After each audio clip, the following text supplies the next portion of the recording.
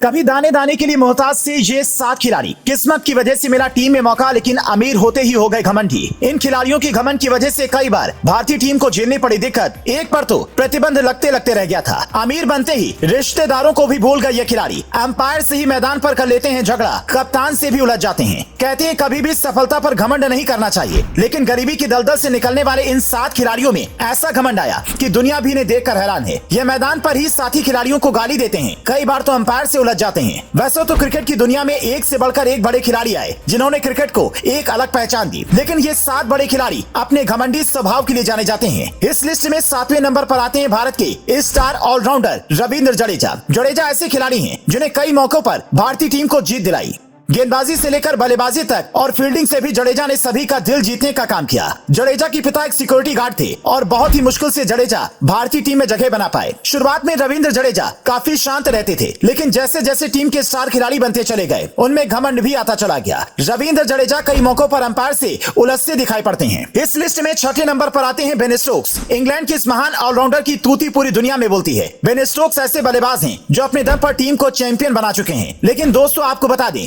ये बहुत ही घमंडी खिलाड़ी है। कई बार बेन स्टोक्स पर मारपीट के आरोप लग चुके हैं और मैदान पर भी वो अंपायर से भिड़ जाते हैं। स्टोक्स की गेंदबाजी पर जब भी कोई बल्लेबाज रन बनाता है तो वो बुरी तरह से चिढ़ते हैं और गाली गलौज करते हैं। एक बार तो दक्षिण अफ्रीका के खिलाड़ी टेस्ट मैच में उन पर एक फैंस के साथ दुर्व्यवहार किया था, जिसके बाद उन पर जुर्माना तक लगाया गया था। 5वें नंबर पर आते हैं भारत के सौरव गांगुली। गांगुली जिन्हें दादा के नाम से जाना जाता है। गांगुली अपने समय के बेहतरीन बल्लेबाज थे। इन्होंने भी भारत को कई मौकों पर अपनी बल्लेबाजी से जीत दिलाई, लेकिन गांगुली भी अंपायर से और अपने आलोचकों से भिड़ने के लिए जाने जाते हैं। कुछ मौकों पर उन्हें इसकी कीमत मैचों का प्रतिबंध के तौर पर चुकानी पड़ी। 4थे नंबर पर आते हैं रविचंद्रन अश्विन। अक्सर मैदान पर शांत दिखने वाले अश्विन सीधे साधे जरूर हैं, लेकिन अगर कोई उनसे बहस करता है तो वो उस पर बुरी तरह से भड़क जाते हैं। यही नहीं, जब वो किसी बल्लेबाज को आउट करते हैं तब उनके सेलिब्रेशन का अंदाज ऐसा होता है जो बल्लेबाज को बहुत बुरा महसूस कराता है। मतलब वो उसे चिढ़ाने के लिए अलग तरीके से चिल्लाते हैं। यही वजह है कि इनका नाम भी घमंडी खिलाड़ियों की लिस्ट में आता है। 3रे नंबर पर आते हैं भारत के हिटमैन कहे जाने वाले रोहित शर्मा।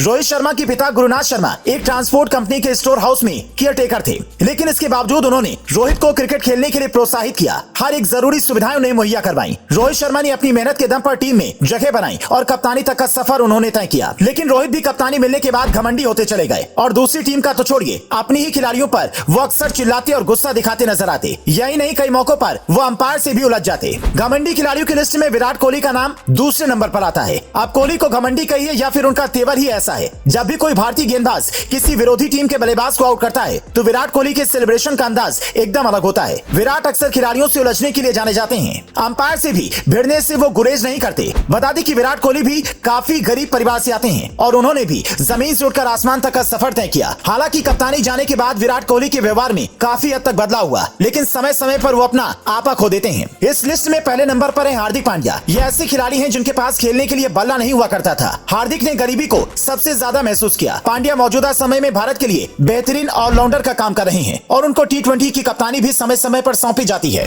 लेकिन हार्दिक का व्यवहार भी साथी खिलाड़ियों के साथ काफी खराब रहता है, जबकि विरोधी टीम के बल्लेबाजों और बल्लेबाजों से भिड़ने में हार्दिक बिल्कुल भी नहीं सोचते हैं। यही वजह है कि घमंडी खिलाड़ियों की लिस्ट में हार्दिक का नाम भी शामिल है। दोस्तों, इनमें आपको सबसे ज्यादा घमंडी कौन सा खिलाड़ी लगता है? कमेंट करके अपनी राय जरूर दें।